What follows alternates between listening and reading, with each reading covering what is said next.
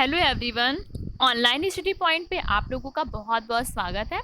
आज का जो हमारा सेशन है वो सामान्य ज्ञान से रिलेटेड कुछ क्वेश्चंस के ऊपर है, तो आप लोग सेशन को बहुत ही अच्छे से पढ़िएगा और अपने क्वेश्चन के आंसर को कमेंट सेक्शन में बता दीजिएगा कि आपने कितना स्कोर किया है, जिससे अगले दिन आपका नाम अनाउंस हो। तो आप लोग उससे पहले क्या करिएगा, चैनल को लाइक और शेयर जरूर से ज़रूर कर दीजिएगा, जिससे आपके फ्रेंड भी टेस्ट में पार्टिसिपेट कर सके। तो पहले आप क्या करिएगा, चैनल को शेयर कर दीजिएगा फटाफट।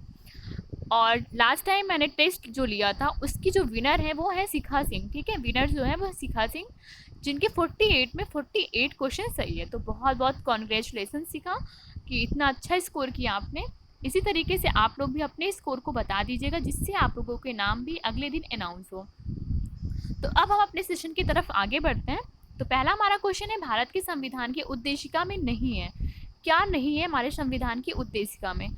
तो पहला है समाजवाद, धर्मनिरपेक्ष, प्रभुत्व संपन्न और लोक कल्याण। देखिए, ये तीनों वर्ड हमारे संविधान की प्रस्तावना में है। उद्देशिका को क्या कहते हैं? प्रस्तावना भी कहते हैं और इंग्लिश में प्रीएम्बल कहते हैं। ठीक है, तो ये तीनों वर्ड हमारे प्रीएम्बल में है, लेकिन लोक कल्याण हमारे प्रीएम्बल में नहीं है। आप लोगों ने जब उद्देशिका पढ़ा होगा तो उसमें देखा होगा कि समाजवाद का भी जिक्र होता है, धर्मनिरपेक्ष का भी जिक्र होता है और प्रभुत्व संपन्न का भी जिक्र होता है, लेकिन लोक कल्याण का कहीं भी जिक्र नहीं है। इसका डी ऑप्शन जो होगा वो करेक्ट होगा। सेकेंड है 42th अमेंडमेंट, यानी कि 42वां संविधान संशोधन अधिनियम 1976 द्वारा प्रस्तावना में किन शब्दों को नहीं जोड़ा गया था? तो देखिए, 42वां संविधान संशोधन हुआ 1976 में। तो ये क्यों हुआ? क्योंकि हमारे संविधान प्रस्तावना में कुछ ऐसे वर्ड थे जो हमारे मूल प्रस्तावना जब बन रही थी उसमें नहीं थे, तो इसीलिए क्या किया गया, 42th अमेंडमेंट हुआ। ठीक है, तो उसके द्वारा 3 शब्द को जोड़ा गया। वो 3 शब्द कौन कौन से थे? धर्मनिरपेक्ष, समाजवादी और अखंडता। ये 3 वर्ड हमारे किसके द्वारा जोड़ा गया? 42th अमेंडमेंट 1976 द्वारा जोड़ा गया। लेकिन गुट निरपेक्षता जो है ना तो प्रस्तावना में है ना ही इसको जोड़ा गया। इसका करेक्ट ऑप्शन जो होगा वो सी होगा। ठीक है, सी जो होगा करेक्ट ऑप्शन होगा। तो अगर आपसे कभी भी पूछा जाता है कि 42th अमेंडमेंट 1976 द्वारा प्रस्तावना में कौन कौन से शब्द जोड़ा गया, तो आप बताएंगे धर्मनिरपेक्ष, समाजवादी और अखंडता शब्द को जोड़ा गया। नेक्स्ट है हमारा, भारतीय संविधान की प्रस्तावना में देश का नाम क्या था? तो हमसे ये पूछा कि प्रस्तावना में देश का नाम क्या था। देखिए, जब हमारी प्रस्तावना बन रही थी तो उसमें 2 तरह के लोग थे। एक लोग क्या थे, उनका मत एंशियंट टाइम का था, मतलब प्राचीन मत था, और एक लोगों का था आधुनिक मत था। ठीक है, यानी 2 पक्षों में हमारी प्रस्तावना के जब संविधान सभा बन रही थी तो उसमें 2 तरह के लोग थे। तो देखिए, तो क्या किया गया, हमारे देश का नाम 2 रखा गया, एक भारत रखा गया और एक इंडिया। यानी कि जो आधुनिक मत के फेवर में थे उन्होंने इंडिया को मतलब कि प्योरिटी दी कि इंडिया रखना चाहिए, और जो प्राचीन मत के थे उनका कहना था कि हमारे देश का नाम प्राचीन मत के अकॉर्डिंग शुद्ध हिंदी में होना चाहिए, तो भारत होना चाहिए। तो इसीलिए हमारे देश का नाम भारत और इंडिया दोनों था। नेक्स्ट है हमारा, संविधान सभा में प्रस्तुत उद्देश्य प्रस्ताव में अभिव्यक्ति विचार को भारतीय संविधान के किस भाग में पूर्णतः शामिल किया? तो इसमें पूछ रहा, जो अभिव्यक्ति और विचार शब्द हैं वो किस संविधान के किस भाग में पूर्णतः शामिल किया गया? तो देखिए, हमारा जो प्रस्तावना है उसमें 5 प्रकार की स्वतंत्रता की बात कही गई है। ठीक है, उसमें अभिव्यक्ति की स्वतंत्रता, विचार की स्वतंत्रता, धर्म की स्वतंत्रता, उपासना की स्वतंत्रता और विश्वास की स्वतंत्रता, यानी 5 प्रकार की स्वतंत्रता है। तो उसमें अभिव्यक्ति की भी स्वतंत्रता है और विचार की। उसका करेक्ट ऑप्शन जो होगा वो ए होगा, प्रस्तावना।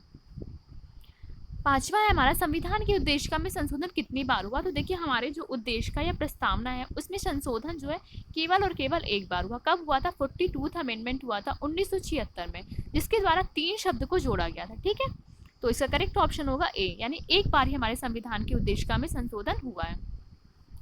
छठा क्वेश्चन है हमारा, भारत की संविधान सभा द्वारा प्रस्तावना अंगीकृत किया गया था। तो जो प्रस्तावना है वो 26 नवंबर 1949 को अंगीकृत किया गया था। तो इसका करेक्ट ऑप्शन जो होगा वो ए होगा। 7th क्वेश्चन है, संविधान लागू हुआ था। तो हमारा जो संविधान है हम लोगों को पता है कि 26 जनवरी 1950 को लागू हुआ था। तो इसका करेक्ट ऑप्शन जो होगा वो ए होगा। 8वां क्वेश्चन है, भारतीय संविधान की प्रस्तावना में कितने प्रकार की न्याय है? तो आप लोग बताइए कितने प्रकार की न्याय है? तो हमारे प्रस्तावना में 3 प्रकार की न्याय है। कौन कौन से न्याय है?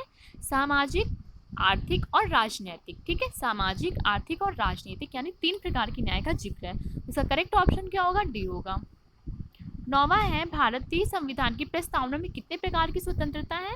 तो 5 प्रकार की स्वतंत्रता है। कौन कौन सी स्वतंत्रता है? अभिव्यक्ति की स्वतंत्रता, विचार की स्वतंत्रता, धर्म की स्वतंत्रता, उपासना की स्वतंत्रता और अभिव्यक्ति, विचार, धर्म, उपासना और विश्वास, यानी 5 प्रकार की स्वतंत्रता। तो इसका करेक्ट ऑप्शन जो होगा वो सी होगा। 10वां है भारतीय संविधान की संप्रभुता निहित है। तो ये पूछा जा रहा है कि हमारे देश की जो संप्रभुता है वो किस में निहित है। तो देखिए हमारी जो प्रस्तावना है वो स्टार्ट ही होती है हम भारत के लोग, ठीक है, हम भारत के लोग से स्टार्ट होती है, यानी कि इसका यहाँ पे ये आशा है कि जितने भी अधिकार है वो किस में निहित है, भारत की जनता में निहित है। तो इसका करेक्ट ऑप्शन जो होगा वो डी है। देखिए यहाँ पे जो सरकार भी बनती है वो जनता के द्वारा बनती है और जनता के लिए बनती है और जनता के लिए वो शासन करती है, ठीक है। इसका करेक्ट ऑप्शन जो होगा डी, यानी संप्रभुता किस में निहित है, भारत की जनता में। 11वां क्वेश्चन है हर्यक वंश के किस शासक को कुड़िक कहा जाता था। देखिए जब मगध का उत्कर्ष होता है, 16 महाजनपद हैं, उसमें क्या थे, मगध जो था वो सबसे ज़्यादा शक्तिशाली राज्य था, ठीक है। 16 महाजनपदों में मगध जो है सबसे शक्तिशाली राज्य था। तो जब मगध का उत्कर्ष होता है तो उसमें 3 प्रकार के वंश होते हैं, ठीक है। एक होता है हर्यक वंश होता है, और एक होता है शिशुनाग वंश होता है, और एक होता है नंद वंश होता है, यानी 3 प्रकार के वंश होते हैं। तो इसमें पूछा हर्यक वंश, इसको पितृ हत्या वंश भी कहते हैं। क्यों कहते हैं, क्योंकि इसमें जितने भी शासक हुए हैं वो अपने पिता की हत्या करने के बाद ही हुए हैं, ठीक है। तो इसे पितृहंता वंश कहते हैं। तो इसमें पूछा गया किस शासक को कुड़िक कहते हैं, ठीक है। तो हमें इसका करेक्ट ऑप्शन बताना है कि कुड़िक किसे कहा जाता है। तो इसमें जो अजातशत्रु था, देखिए पहला बिंबिसार होता है, बिंबिसार फर्स्ट है और अजातशत्रु सेकंड शासक है। तो अजातशत्रु को क्या कहते हैं, कुड़िक कहते हैं। तो इसका करेक्ट ऑप्शन जो होगा वो सी। 12th है किस शासक ने गंगा व सोन नदियों के बीच पाटलिपुत्र नामक नगर की स्थापना की। तो देखिए जब हमारे मगध का उत्कर्ष होता है तो प्रारंभ में इसकी जो राजधानी होती है वो क्या होती है, राजगृह होती है। राजगृह राजधानी होती है प्रारंभ में, लेकिन बाद में राजगृह के बाद उदयन आता है, ठीक है, उदयन शासक करने आता है। तो वो क्या करता है, अपनी राजधानी राजगृह को चेंज करके वो क्या कर देता है, पाटलिपुत्र कर देता है।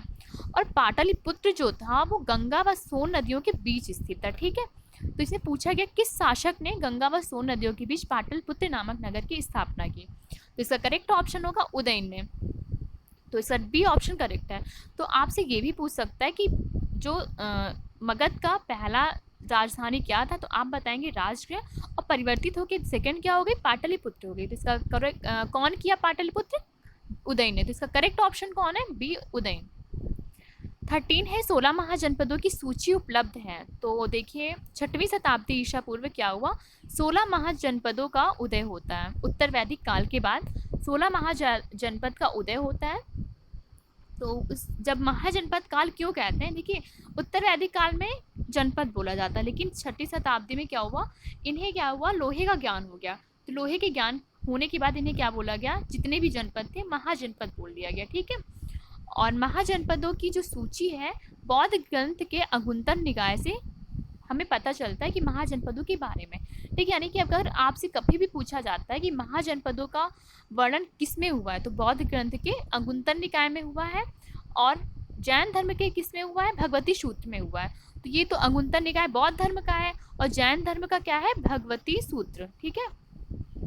तो आपसे ये भी पूछ सकता है, मान लीजिए अगर दोनों है तो ए भी दोनों हो जाएगा, यानी अगुंतर निकाय और भगवती सूत्र दोनों में ही महाजनपदों का जिक्र किया गया है। 14th क्वेश्चन है वितस्ता का युद्ध किन शासकों के बीच हुआ था। देखिए वितस्ता का युद्ध हुआ था, ठीक है। तो ये झेलम नदी को कहते हैं, वितस्ता किसको कहते हैं, झेलम नदी को कहते हैं, ठीक है, झेलम नदी को वितस्ता कहते हैं। और पूछा गया इसमें किन शासकों के बीच हुआ था। तो सिकंदर व पोरस 2 शासक थे, उनके बीच कौन सा युद्ध हुआ था, वितस्ता। इसे हाइडेस पीस का भी युद्ध कहते हैं, हाइडेस पीस क्यों कहते हैं, देखो इंग्लिश में इसको हाइडेस पीस कहते हैं, और हिंदी में वितस्ता या झेलम नदी का युद्ध भी कहते हैं, क्योंकि झेलम नदी के किनारे हुआ था, ठीक है। इसीलिए क्या कहते हैं, इसे वितस्ता का युद्ध कहते हैं। और पहले इसको क्या बोलते थे, नदी को, झेलम नदी को वितस्ता बोला जाता था। तो उसमें सिकंदर व पोरस 2 शासक थे, उनके बीच ही वाला युद्ध हुआ था। तो इस युद्ध में क्या होता है कि जो राजा पोरस है वो हार जाता है, ठीक है, और सिकंदर जो है वो जीत जाता है। विनर कौन होता है, सिकंदर, और हारता कौन है, राजा पोरस हार जाते हैं। देखिए ये झेलम नदी है, ठीक है। तो इधर एक तरफ पोरस था, एक तरफ सिकंदर था, तो इन दोनों के मध्य जो है युद्ध होता है, इसीलिए इसे क्या कहते हैं, वितस्ता, ठीक है। इसको वितस्ता और झेलम नदी 2 नाम से जानते हैं, ठीक है। तो इसका करेक्ट ऑप्शन जो होगा ए, वितस्ता का युद्ध सिकंदर व पोरस के बीच हुआ था। 15 क्वेश्चन है नंद वंश का संस्थापक कौन था। देखिए हमने आपको बताया था कि मगध का जब उत्कर्ष हुआ तो 3 वंश में वो विभाजित हो गया था। पहला था हर्यक वंश, और दूसरा है शिशुनाग वंश, और तीसरा है नंद वंश। ठीक है, नंद वंश। तो इसमें पूछा गया है कि नंद वंश का संस्थापक कौन है, तो महापद्मनंद थे, वो नंद वंश के संस्थापक है। महापद्मनंद बहुत शक्तिशाली राजा थे।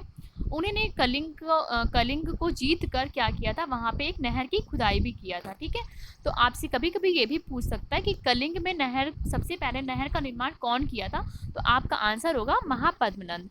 ये हाथी गुम्फा का जो खारवेल अभिलेख है उसमें जो है महापद्मनंद के बारे में हमें पता चलता है कि उन्होंने कलिंग को जीता था।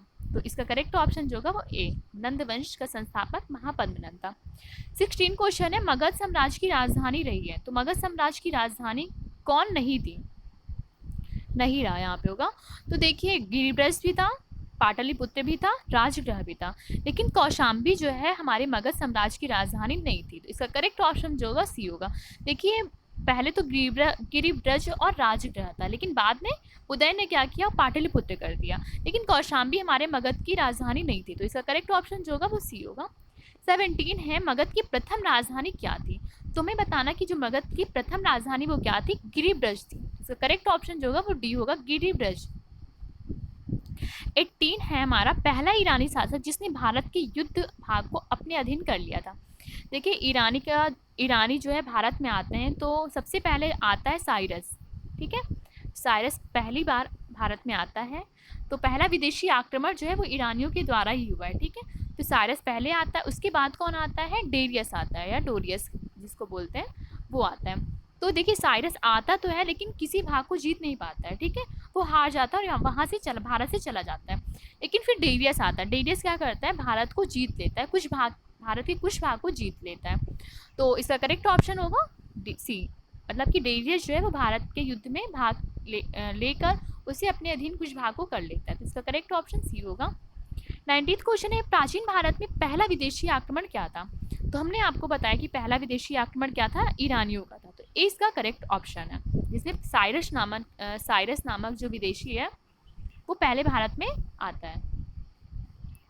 20th क्वेश्चन है हमारा, वैदिक काल में जल या समुद्र का देवता था, तो देखिए वैदिक काल में बहुत प्रकार के देवता थे। ठीक है, वो लोग क्या करते थे, जो वनस्पति होती है यानी प्राकृतिक जो चीज़ है उसी को क्या करते थे, वो देवता का दर्जा देते थे प्राचीन काल में, यानी कि वैदिक काल में, सॉरी प्राचीन नहीं वैदिक काल में ये लोग क्या करते थे, जितनी भी प्राकृतिक चीज़ें हैं, ठीक है, वो जल हो गई, भूमि हो गया और आकाश हो गया, इन सबको देवता मानते थे। तो ये लोग जल या समुद्र का देवता किसे मानते थे, वरुण को। ठीक है, तो सी इसका करेक्ट ऑप्शन होगा। और इंद्र किसका देवता मानते थे, इंद्र को वर्षा का देवता मानते थे। तो आप लोग कंफ्यूज नहीं होइएगा कि वर्षा और जल और समुद्र का देवता अलग अलग है। तो जल का देवता वरुण है और इंद्र जो है वर्षा का देवता था। 21st क्वेश्चन है, वैदिक काल में व्रीहि किसके लिए प्रयुक्त हुआ। देखिए वैदिक काल में जो व्रीहि का यूज हुआ था वो चावल के लिए हुआ था। ठीक है, चावल को क्या बोलते थे, व्रीहि बोलते थे वो लोग। 22 क्वेश्चन है, वैदिक काल में अनुलोम विवाह का अर्थ क्या था। देखिए वैदिक काल में 2 प्रकार के विवाह का जिक्र होता है, वैसे तो 8 प्रकार के विवाह हैं, लेकिन एक है अनुलोम विवाह और प्रतिलोम विवाह। देखिए अनुलोम विवाह में क्या होता था, पुरुष जो होता था वो उच्च वर्ण का होता था और जो नारी होती थी वो निम्न वर्ण की होती है, तो उनके संग विवाह होता था। लेकिन जो प्रतिलोम विवाह होता था उसमें पुरुष जो निम्न वर्ण का होता था और महिला उच्च वर्ण की होती थी। तो ये तो इनकरेक्ट हो गया क्योंकि ये प्रतिलोम विवाह का उदाहरण है और ये अनुलोम विवाह का, तो इसका करेक्ट ऑप्शन जो होगा वो ए हो जाएगा। 23rd क्वेश्चन है, योग दर्शन की प्रतिपादक कौन है। देखिए हमारे यहाँ वैदिक काल में कुल टोटल 6 प्रकार के दर्शन थे। ठीक है, जिसमें से जो पतंजलि थे वो योग दर्शन के प्रतिपादक थे, तो इसका ए ऑप्शन जो होगा वो करेक्ट होगा। पतंजलि किसके थे, योग दर्शन के प्रतिपादक थे। 24th क्वेश्चन है, वैशेषिक दर्शन के प्रतिपादक कौन थे, तो हमें इसका करेक्ट ऑप्शन बताना है। ए है कपिल, बी है गौतमी, सी है कड़द और डी है पतंजलि। तो हमें इसका करेक्ट ऑप्शन बता, देखिए इसमें मैं सारे ऑप्शन को बता देती हूँ। पतंजलि योग के थे, ठीक है, कड़द जो हैं वो किसके थे, वैशेषिक थे, वैशेषिक के थे। देखिए वैशेषिक का मतलब था क्या था कि आप लोगों को ये समझ में नहीं आ रहा होगा कि वैशेषिक में क्या था। देखिए वैशेषिक में था कि वो लोग क्या मानते थे कि आत्मज्ञान होने के बाद लोग मोक्ष की प्राप्ति कर लेते हैं, तो मोक्ष की प्राप्ति के लिए आत्मज्ञान होना बहुत जरूरी है, वैशेषिक दर्शन में बताते हैं। तो सी जो है वो कणद जो है वैशेषिक दर्शन के ही प्रतिपादक थे। और गौतमी जो थे वो किसके थे, न्याय दर्शन के प्रतिपादक थे। वो बताते थे कि जो ईश्वर है वो विश्व का सृष्टि करता है। ये कौन बताता था, न्याय दर्शन में गौतमी बताते थे। और जो कपिल थे वो सांख्य दर्शन के प्रतिपादक थे। तो इस प्रकार हमने सारे दर्शन को पढ़ा। ठीक है, टोटल 6 दर्शन होते हैं। ठीक है, 6 दर्शन होते हैं। कौन कौन से होते हैं, सांख्य, योग, न्याय, वैशेषिक, पूर्व मीमांसा और एक होता है उत्तर मीमांसा। ठीक है, यानी 6 दर्शन होते हैं। तो मैंने कपिल बताया, कपिल सांख्य के थे, गौतमी किसके थे, न्याय के थे, कणद वैशेषिक के थे और पतंजलि योग के थे। 25 क्वेश्चन है, ऋग वैदिक काल में वर्णों का उल्लेख हुआ है। तो ऋग वैदिक काल में 10वां जो मंडल था उसमें क्या है, वर्णों का उल्लेख हुआ है। तो हम लोग कहते नहीं 4 वर्ण होते हैं, कौन कौन से, ब्राह्मण, क्षत्रिय, वैश्य और शूद्र। ठीक है, 4 वर्ण होते हैं। तो इन 4 वर्णों का उल्लेख जो है ऋग वैदिक काल के 10वें मंडल में हुआ है। तो डी इसका करेक्ट ऑप्शन होगा। 25 क्वेश्चन है, 26 क्वेश्चन है, गगनयान द्वारा कितने व्यक्तियों को रूस प्रशिक्षण के लिए चुना गया है। तो गगनयान द्वारा 4 व्यक्तियों को रूस प्रशिक्षण के लिए चुना गया। देखिए आपसे ये भी पूछ सकता है कि गगनयान में जितने लोगों को प्रशिक्षित किया जाएगा जाने के लिए, उसका प्रशिक्षण कहाँ पर होगा, तो उसका प्रशिक्षण जो है रूस में होगा। ठीक है, तो इसका करेक्ट ऑप्शन रूस होगा। और 4 लोगों को रूस जो है प्रशिक्षित करेगा, गगनयान के द्वारा भेजा जाएगा। 27 क्वेश्चन है, ऑस्ट्रेलिया ओपन 2020 की पुरुष एकल का खिताब किसने जीता, यानी ऑस्ट्रेलिया ओपन जो हुआ था उसमें पुरुष एकल का खिताब कौन जीता था। तो नोवाक जोकोविक हैं, इन्होंने पुरुष एकल का खिताब जीता था। देखिए लास्ट टाइम भी ये पुरुष एकल का खिताब जीते थे, यानी 2019 में भी अगर आपसे पूछे कि ऑस्ट्रेलिया ओपन में पुरुष एकल का खिताब 2019 में कौन जीता था, तो नोवाक जोकोविक ही जीते थे। इसका करेक्ट ऑप्शन कौन होगा, ए, यानी 2020 में भी और 2019 में भी नोवाक जोकोविक विनर थे। 28 क्वेश्चन है, ऑस्ट्रेलिया ओपन में महिला एकल का खिताब कौन जीता था। तो आप लोगों को इसका करेक्ट ऑप्शन बताना है। तो महिला एकल का खिताब कौन जीता था, सोफिया केनिन। ठीक है, सी इसका करेक्ट ऑप्शन है, सोफिया केनिन ने महिला एकल का खिताब जीता था ऑस्ट्रेलिया ओपन में। 29 क्वेश्चन है, मरणोपरांत पद्म विभूषण 2020 यानी 2020 में 20 से सम्मानित नहीं किया गया, किसे जो है 2020 में पद्म विभूषण से सम्मानित नहीं किया गया। तो हमें बताना है, पहला है जॉर्ज फर्नांडिस, बी है हुन्नूलाल मिश्रा, सी है सुषमा स्वराज, डी है अरुण जेटली। तो इसका हमें करेक्ट ऑप्शन बताना। देखिए आज हुन्नूलाल मिश्रा होगा। ठीक है, ये प्रसिद्ध गायक है, इनको भी इस बार पद्म विभूषण का पुरस्कार दिया गया है। तो देखिए इन ये तीनों तो मतलब कि मरणोपरांत ही तो खत्म हो गए थे, तो इन लोगों को मरने के बाद दिया गया है, 3 लोगों को, सुषमा स्वराज, अरुण जेटली और जॉर्ज फर्नांडिस। लेकिन छुन्नूलाल मिश्र अभी जिंदा है, इसलिए इनको मरणोपरांत पद्म विभूषण का पुरस्कार नहीं दिया। तो इसका ए जो है वो करेक्ट ऑप्शन होगा। देखिए ये लोग नहीं होंगे, ए जो है बी इसका करेक्ट ऑप्शन होगा, छुन्नूलाल मिश्र। 30th क्वेश्चन है, भारत रत्न कितने व्यक्तियों को दिया गया है। तो हमें इसको बताना है, भारत रत्न कितने व्यक्तियों को दिया गया है। देखिए भारत रत्न किसी को नहीं दिया गया, यानी 0 व्यक्तियों को भारत रत्न दिया गया है। तो इसका करेक्ट ऑप्शन कौन सा होगा, डी, कोई नहीं। तो भारत रत्न पाने वाला कौन है, कोई नहीं है। इस बार जो है भारत रत्न किसी को नहीं दिया गया है। 31st क्वेश्चन है, IBM का चेयरमैन कौन है। तो हमें बताना है IBM का चेयरमैन कौन है। तो ए है चंद्रशेखरन, बी है अरविंद कृष्णा और सी है जो ओपले और डी है एन नारायण। तो हमें करेक्ट आंसर बताना है। तो देखिए इसका करेक्ट ऑप्शन होगा बी, अरविंद कृष्णा। ये किसका स्थान लिए हैं, गिनी रोमेनी का। ठीक है, गिनी रोमेनी का स्थान लिए हैं। तो करेक्ट ऑप्शन क्या हो जाएगा, बी। देखिए IBM क्या है, एक कंप्यूटर हार्डवेयर कंपनी है और इसका फुल फॉर्म क्या होता है, इंटरनेशनल बिजनेस मशीन। तो इसका करेक्ट ऑप्शन कौन सा होगा, बी, यानी किसके चेयरमैन हाल ही में कौन बने हैं, अरविंद कृष्णा और गिनी रोमानी का स्थान लिए हैं। 32 क्वेश्चन है, किशोर कुमार सम्मान किसे दिया गया है। तो किशोर कुमार जो सम्मान है वहीदा रहमान को दिया गया है और ये किशोर कुमार जो सम्मान है ये MP सरकार द्वारा दिया जाता है। ठीक है, MP सरकार द्वारा किशोर कुमार सम्मान जो है वो दिया जाता है। तो इसका करेक्ट ऑप्शन जो होगा वहीदा रहमान। 33 क्वेश्चन है, अंतर्राष्ट्रीय बौद्धिक संपदा सूचकांक में भारत का स्थान क्या है।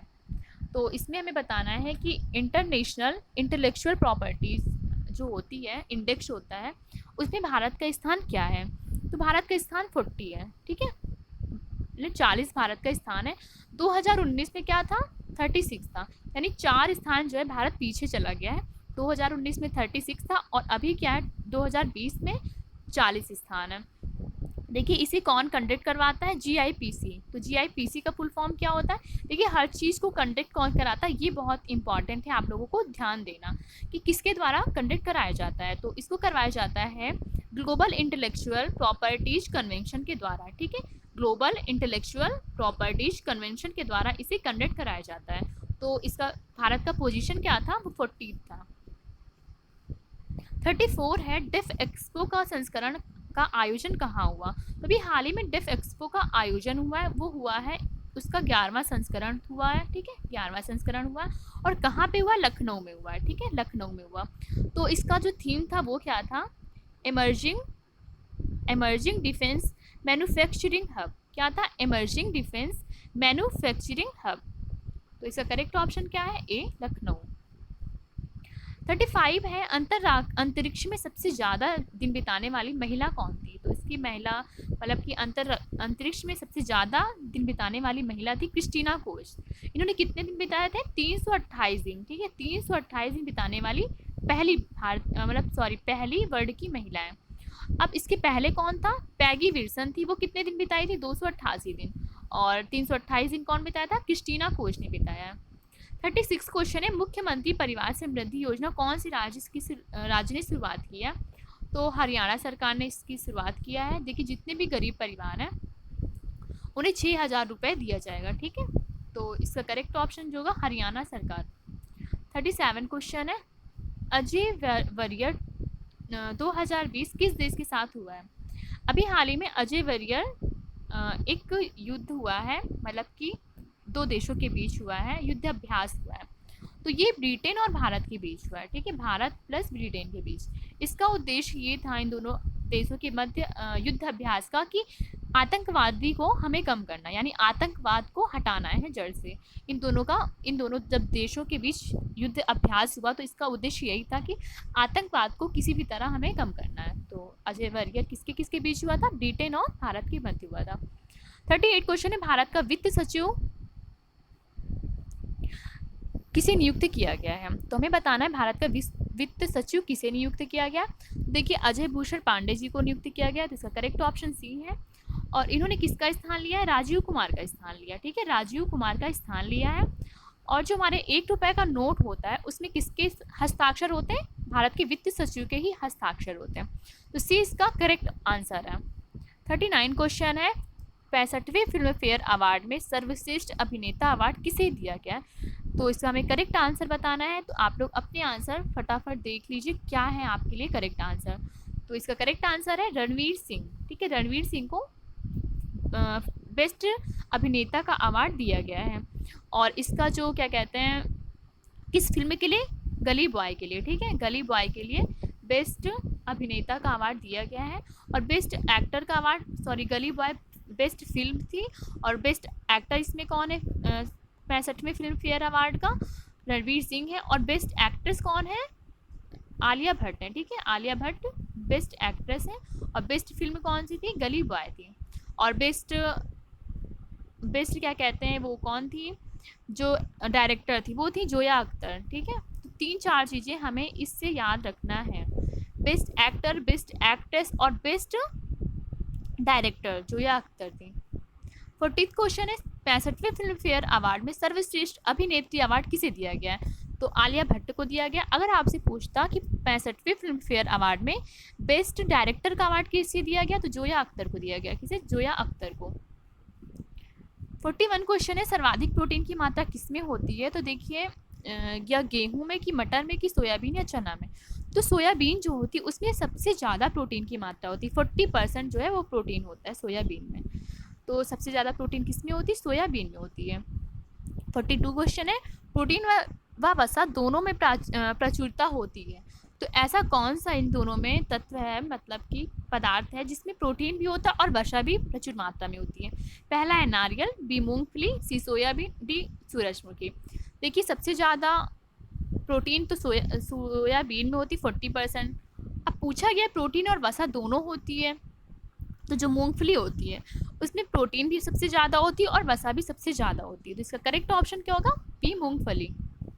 43 क्वेश्चन है, बाल में कौन सा प्रोटीन पाया जाता है?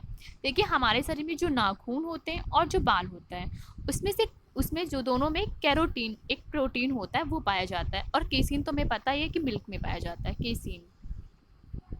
44 क्वेश्चन है, थायमीन है, यानी इसमें कौन से विटामिन का जो नाम है वो थायमीन, तो हमें बताना है कि कौन से विटामिन का नाम थायमीन है। तो देखिए जो विटामिन B1 होता है उसका नाम क्या है? थायमीन, ठीक है, थायमीन होता है। और B2 का नाम क्या होता है? राइबोफ्लेविन होता है, ठीक है। और B6 का क्या होता है? पैराडाइक्सिन होता है। और C का एक्सकर्बिक एसिड होता है। तो हमने चारों जो विटामिन है उनके हमें वैज्ञानिक नाम पता हो गए। तो B1 किसका होता है? थायमीन का। B2 राइबोफ्लेविन का। B6 पैराडाइक्सिन का। और C किसका होता है? एक्सकर्बिक एसिड का। 45 क्वेश्चन है, विटामिन ए का प्रचुरता स्रोत होता है, तो विटामिन ए किसमें पाया जाता है? तो इसका करेक्ट ऑप्शन क्या होगा? पका आम, ठीक है, या कच्चा आम, जो भी। तो पके आम में क्या होता है? सबसे ज़्यादा विटामिन ए होता है। तो आप लोग देखिए पपीता में भी आप लोग कंफ्यूज हो सकते हैं, लेकिन सबसे ज़्यादा जो है वो आम में पाया जाता है। तो देखिए इसीलिए आप लोगों को बहुत ही अच्छे से अपने क्वेश्चन को पढ़ना है और बार बार रिवाइज करना है। तो आप लोग कभी भी पपीता में तो होता ही विटामिन ए सबसे ज़्यादा, लेकिन इसमें पूछा गया सबसे ज़्यादा किस में होता है इन सब में, तो विटामिन ए जो है सबसे ज़्यादा आम में होता है। तो बी इसका करेक्ट ऑप्शन है। कौन सा शरीर में भंडारित नहीं होता है? तो हमें बताना है कि कौन सा विटामिन जो है वो शरीर में भंडारित नहीं होता है। तो इसका हमें करेक्ट ऑप्शन बताना है। देखिए यहाँ पे होगा विटामिन डी होगा। जो विटामिन तो इसमें हमें करेक्ट ऑप्शन बताना है। ए है विटामिन ए, और बी है विटामिन सी, और सी है विटामिन बी, और डी है विटामिन ई। हमें इसमें बताना है कि कौन सा विटामिन जो होता है वो हमारे शरीर में भंडारित नहीं होता है। तो आप लोग अपने आंसर खटाखट दीजिए कि कौन सा इसमें। देखिए जो विटामिन सी होती है वो शरीर में भंडारित नहीं होती, तो इसका ऑप्शन कौन सा हो जाएगा? बी जो है करेक्ट हो जाएगा, यानी कि विटामिन जो सी होती है वो हमारे शरीर में भंडारित नहीं होती। अब आप लोगों के माइंड में ये हो रहा होगा कि क्यों भंडारित नहीं होती। देखिए जो विटामिन सी होती है, बी और सी क्या होती है? जल में विलेय होती है, ठीक है, जल में विलेय होता है। सी जो होता है वो जल में विलेय होता है, इसीलिए क्या होता है ये हमारे शरीर में भंडारित नहीं होता है। तो इसका करेक्ट ऑप्शन जो होगा वो बी होगा। 47 क्वेश्चन है, सर्वाधिक प्राणियों में जीवित पदार्थ का लगभग 80% पदार्थ क्या होता है? देखिए इसमें पूछा गया सारे जितने भी एलिमेंट हैं वो कार्बनिक हैं, ठीक है, कार्बनिक एलिमेंट है, कार्बनिक पदार्थ हैं। तो अगर अकार्बनिक में भी आ सकता है कि कार्बनिक पदार्थ सबसे ज़्यादा शरीर में कौन सा होता है? देखिए अकार्बनिक में जल होगा, लेकिन कार्बनिक में कौन सा सबसे ज़्यादा होता है? प्रोटीन। 80% जो है हमारे शरीर में प्रोटीन होती है। तो इसका करेक्ट ऑप्शन कौन सा होगा? ए, प्रोटीन। और अगर पूछे कभी आपसे अकार्बनिक में, तो आप बताएंगे जल जो है 71% लगभग हमारे शरीर में क्या होता है? जल होता है। और कार्बनिक में क्या होता है? प्रोटीन सबसे ज़्यादा होती है। 48 क्वेश्चन है, किससे हमें अधिकतम ऊर्जा मिलती है? यानी किस पदार्थ से हमें, किस कार्बनिक पदार्थ से हमें सबसे ज़्यादा ऊर्जा मिलती है? तो इसका करेक्ट ऑप्शन होगा वसा। वसा से हमें सबसे ज़्यादा जो है ऊर्जा मिलती है। तो बी इसका करेक्ट ऑप्शन होगा। 49 क्वेश्चन है, किस विटामिन को हार्मोन कहते हैं? तो करेक्ट ऑप्शन इसमें क्या होगा? आप लोग बताइए, विटामिन ए होगा कि बी होगा कि सी होगा कि डी होगा? तो इसका जो करेक्ट ऑप्शन होगा विटामिन डी। विटामिन डी को क्या कहते हैं? हार्मोन कहते हैं। तो डी इसका करेक्ट ऑप्शन है। 50 क्वेश्चन है, किस विटामिन की कमी से रतौंधी रोग हो जाती है? तो हम लोग देखते हैं रतौंधी में क्या होता है? रात में हमें दिखना बंद हो जाता है, ठीक है, रात में हमें दिखता नहीं है, तो उसे हम क्या बोलते हैं? रतौंधी। तो इस कौन सी विटामिन की कमी से ये रोग हो जाता है? तो विटामिन ए। विटामिन ए की कमी से क्या होता है? रतौंधी रोग हो जाती है। अभी हमने पिछले क्वेश्चन में पढ़ा था विटामिन ए सबसे ज़्यादा किस में होता है? तो आम में होता है। तो आप लोग ये नहीं भूलिएगा, ये बहुत ही इंपॉर्टेंट फैक्ट है कि विटामिन ए जो है सबसे ज़्यादा आम में होता है। और रतौंधी किसकी कमी से होती है? विटामिन ए की कमी से होती है, जिससे हमें रात में दिखना बंद हो जाता है। तो इस प्रकार हमने 50 क्वेश्चन की सीरीज को बहुत ही अच्छे से कंप्लीट किया। आई होप आप लोगों को बहुत ही अच्छे से समझ में आया होगा। अब जो है हमने आप लोगों से एक क्वेश्चन लास्ट में पूछ रहे हैं, तो उस क्वेश्चन का जो आंसर देगा उसका जो नाम है हम अगले दिन अनाउंस करेंगे। तो आज का जो हमारा क्वेश्चन है वो ये है कि हमारे संविधान की प्रस्तावना में प्रस्तावना में कितने प्रकार के न्याय का उल्लेख है? ठीक है, कितने प्रकार के न्याय का उल्लेख है और वो कौन कौन से न्याय हैं? तो आप लोग इसका जो आंसर होगा वो कमेंट सेक्शन में बता दीजिएगा। तो इस प्रकार हमने आज का सीरीज जो है वो कंप्लीट किया, और आप लोग अपने स्कोर प्लीज़ ज़रूर से ज़रूर बताइएगा, और अपने फ्रेंड को भी प्लीज़ चैनल को शेयर करिएगा, जिससे वो लोग भी टेस्ट में पार्टिसिपेट कर सकें। तो मैं अपने जो लेक्चर है उसको समाप्त करती हूँ। थैंक यू, धन्यवाद।